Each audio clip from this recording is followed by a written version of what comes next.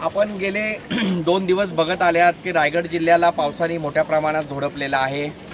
संपूर्ण रायगड जिल्हा हा जलमय झालेला आहे। त्यातलाच रोहा एक भाग आहे ज्याला 2 दिवस पावसाने पूर्णपणे झोडलेला आहे। पण माझं नगरपालिका प्रशासन असतील, माझे सर्व नगरसेवक असतील, सभापती असतील, हे रात्रंदिवस मेहनत करून लोकांना मदत करत आहेत। आज आपण काल बघितलं तर काल 4 वाजेपर्यंत कुठेही पाणी नव्हता, पण 4 नंतर अचानक पाणी वाढला आणि सगळीकडे तो पाणी रोह्यामध्ये गेला। प्रामुख्याने जो भाग असतो पाण्याखाली तो आष्टमचा भाग असतो, तो मोल्ला असेल, मराठा आळी असेल।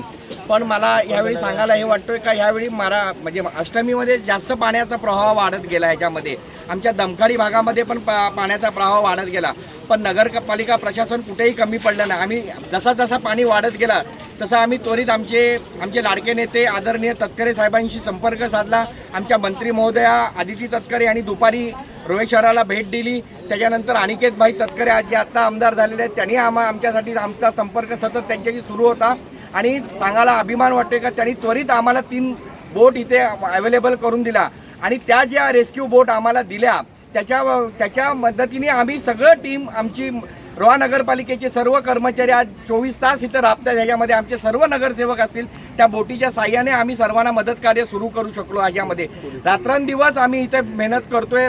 रात्री 8 वाजल्यापासून ते आज सकाळी 6 वाजल्यापासून हे करतोय। पोलीस प्रशासनाचा पण मी आभार मानतो का त्यांनी खूप मदत केली। ह्याच्यामध्ये सांगायला हे वाटतोय का आम्हाला आमच्या नेत्यांनी आदेश दिला का बाबा कुणाला उपाशी ठेवू नका।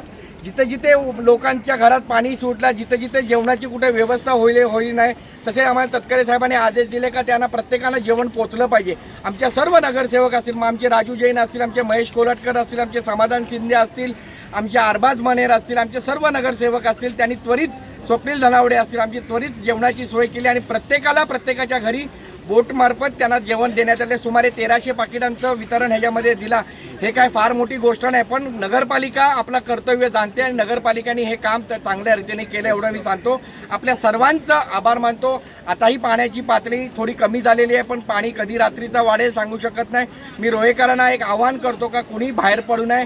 जर अगदी अर्जंट काम असेल तरच आपण बाहेर पडा।